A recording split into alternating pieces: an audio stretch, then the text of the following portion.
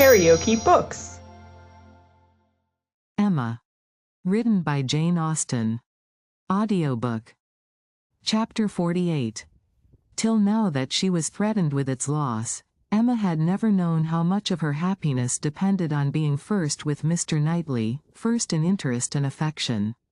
Satisfied that it was so, and feeling it her due, she had enjoyed it without reflection, and only in the dread of being supplanted, found how inexpressibly important it had been. Long, very long, she felt she had been first, for, having no female connections of his own, there had been only Isabella whose claims could be compared with hers, and she had always known exactly how far he loved and esteemed Isabella. She had herself been first with him for many years past. She had not deserved it, she had often been negligent or perverse, slighting his advice, or even wilfully opposing him, insensible of half his merits, and quarreling with him because he would not acknowledge her false and insolent estimate of her own, but still, from family attachment and habit, and thorough excellence of mind, he had loved her, and watched over her from a girl, with an endeavor to improve her, and an anxiety for her doing right, which no other creature had at all shared. In spite of all her faults, she knew she was dear to him, might she not say, very dear? When the suggestions of hope, however, which must follow here, presented themselves, she could not presume to indulge them. Harriet Smith might think herself not unworthy of being peculiarly, exclusively, passionately loved by Mr. Knightley. She could not. She could not flatter herself with any idea of blindness in his attachment to her. She had received a very recent proof of its impartiality. How shocked had he been by her behavior to Miss Bates! How directly, how strongly had he expressed himself to her on the subject! Not too strongly for the offense, but far, far too strongly to issue from any feeling softer than upright justice and clear-sighted goodwill. She had no hope, nothing to deserve the name of hope, that he could have that sort of affection for herself which was now in question, but there was a hope, at times a slight one, at times much stronger, that Harriet might have deceived herself, and be overrating his regard for her. Wish it she must, for his sake, be the consequence nothing to herself, but his remaining single all his life. Could she be secure of that, indeed, of his never marrying at all, she believed she should be perfectly satisfied. Let him but continue the same Mr. Knightley to her and her father, the same Mr. Knightley to all the world.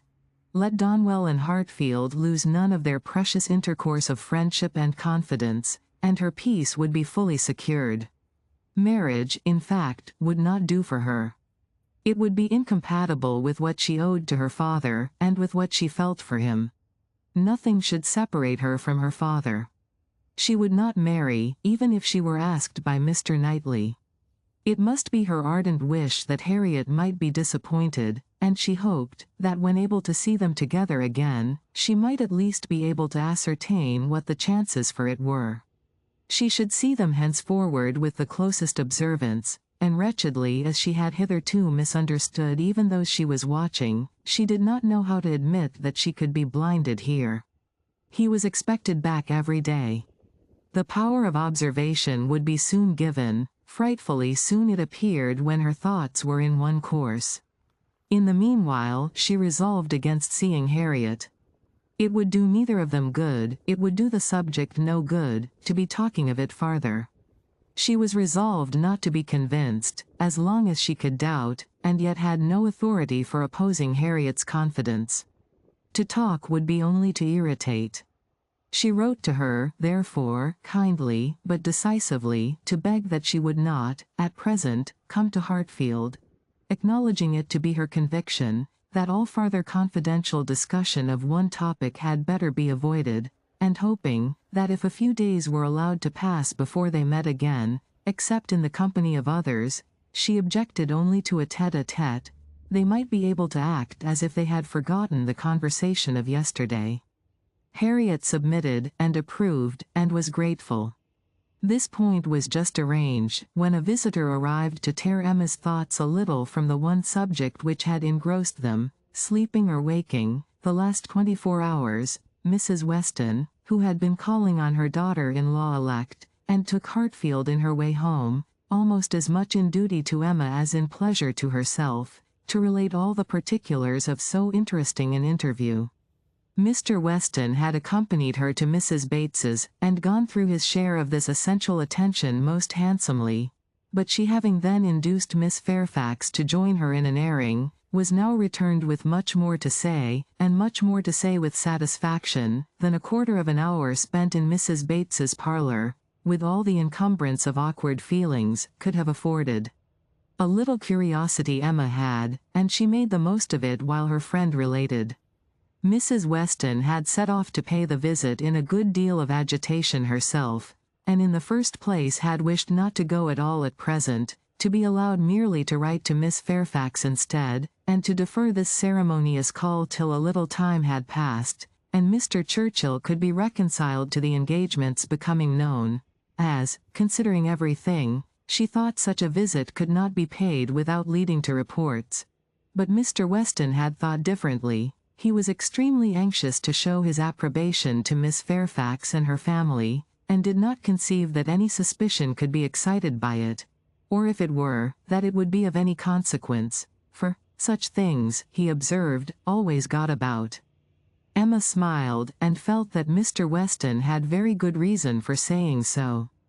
They had gone, in short, and very great had been the evident distress and confusion of the lady.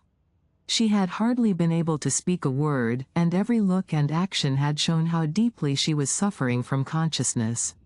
The quiet, heartfelt satisfaction of the old lady, and the rapturous delight of her daughter, who proved even too joyous to talk as usual, had been a gratifying, yet almost an affecting, scene. They were both so truly respectable in their happiness, so disinterested in every sensation, thought so much of Jane, so much of everybody, and so little of themselves, that every kindly feeling was at work for them.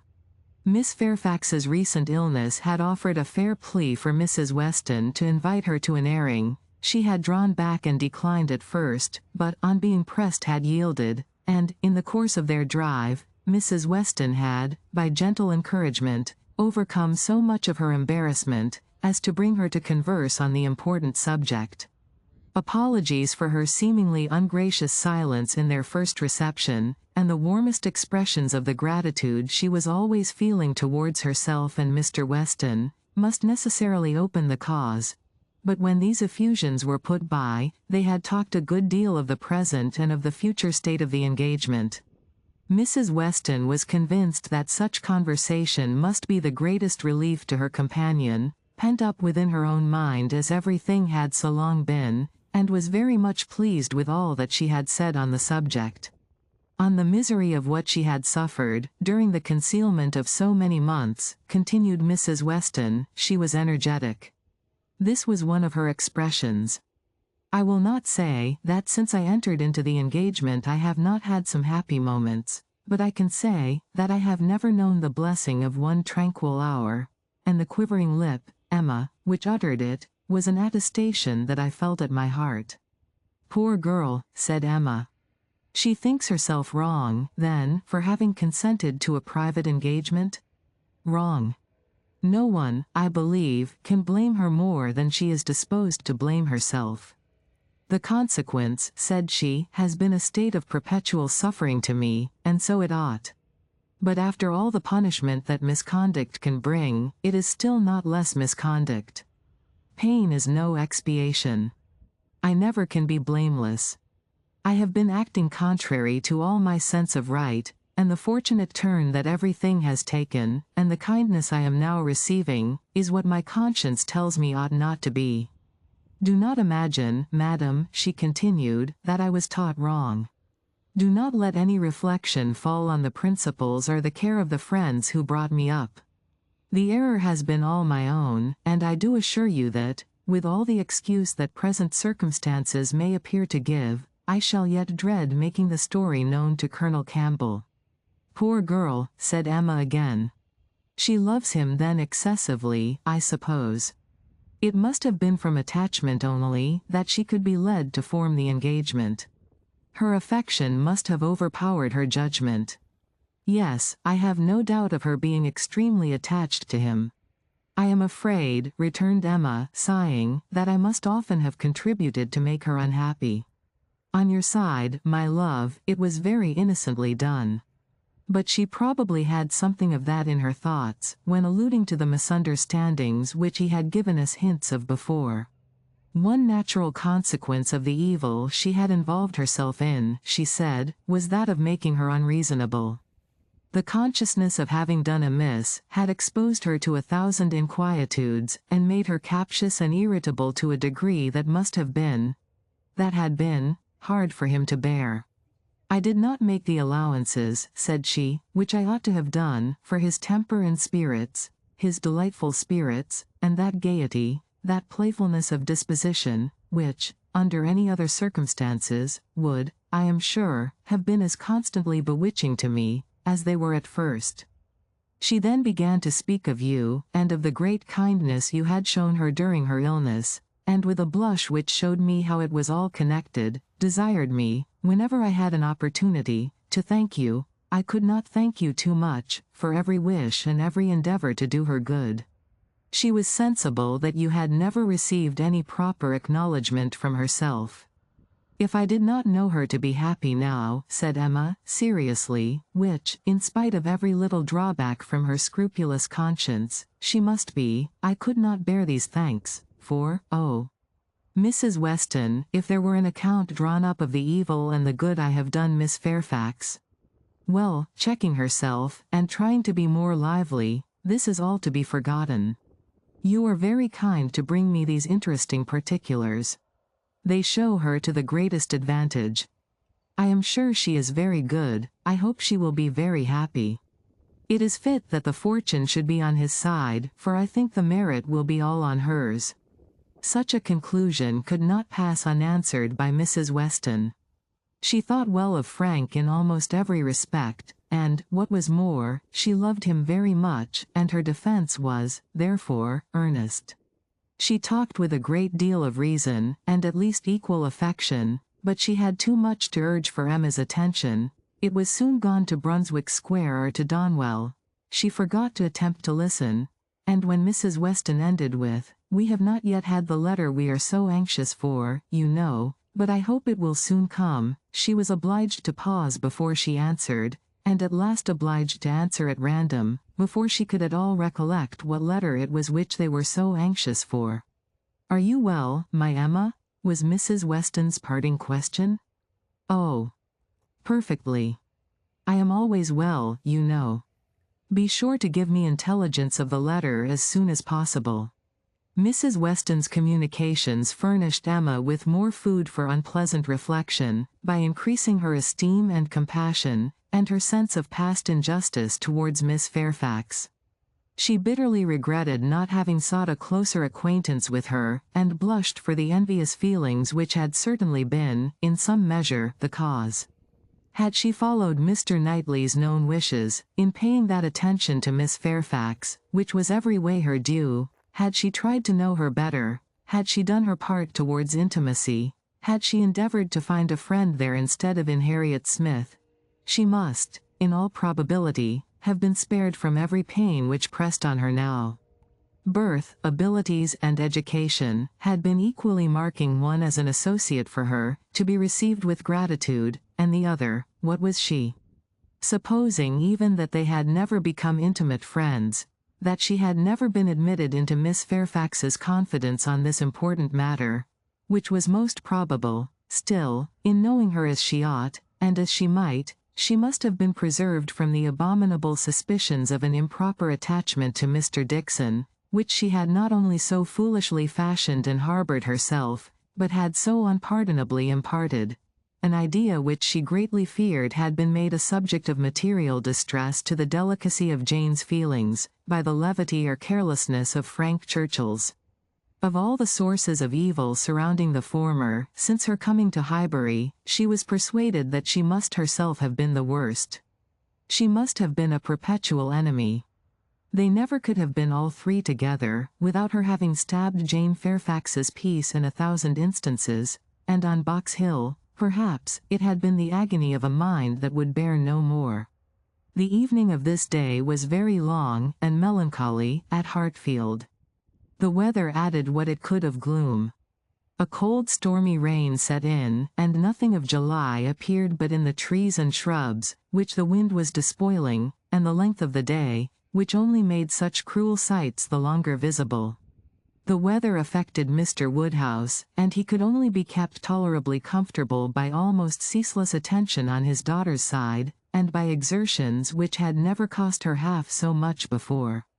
It reminded her of their first forlorn tête-à-tête on the evening of Mrs. Weston's wedding day, but Mr. Knightley had walked in then, soon after tea, and dissipated every melancholy fancy. Alas! Such delightful proofs of Hartfield's attraction, as those sort of visits conveyed, might shortly be over. The picture which she had then drawn of the privations of the approaching winter, had proved erroneous. No friends had deserted them, no pleasures had been lost. But her present forebodings she feared would experience no similar contradiction. The prospect before her now was threatening to a degree that could not be entirely dispelled, that might not be even partially brightened. If all took place that might take place among the circle of her friends, Hartfield must be comparatively deserted, and she left to cheer her father with the spirits only of ruined happiness. The child to be born at Randalls must be a tie there even dearer than herself, and Mrs. Weston's heart and time would be occupied by it. They should lose her, and, probably, in great measure, her husband also. Frank Churchill would return among them no more, and Miss Fairfax, it was reasonable to suppose, would soon cease to belong to Highbury. They would be married and settled either at or near Enscombe. All that were good would be withdrawn, and if to these losses, the loss of Donwell were to be added, what would remain of cheerful or of rational society within their reach? Mr. Knightley to be no longer coming there for his evening comfort. No longer walking in at all hours, as if ever willing to change his own home for theirs. How was it to be endured? And if he were to be lost to them for Harriet's sake, if he were to be thought of hereafter, as finding in Harriet's society all that he wanted, if Harriet were to be the chosen, the first, the dearest, the friend, the wife to whom he looked for all the best blessings of existence, what could be increasing Emma's wretchedness but the reflection never far distant from her mind, that it had been all her own work?